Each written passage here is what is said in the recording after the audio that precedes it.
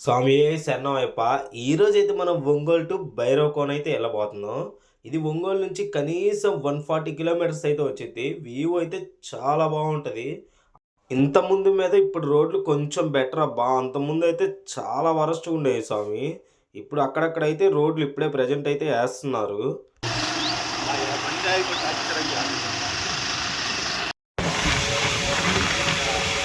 హ్మ్.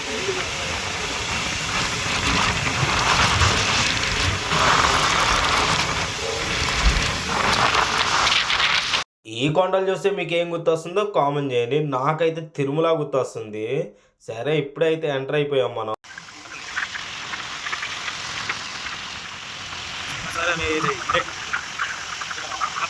కార్తీక మాసం అయ్యేసరికి ఫ్లోటింగ్ కూడా చాలా మందున్నారు. వాటర్ అయితే చాలా తక్కువనే అనిపించేసింది. మేము పోయినసారి వెళ్ళిన దానికి ఇప్పుడైతే చాలా తక్కువ వాటరు.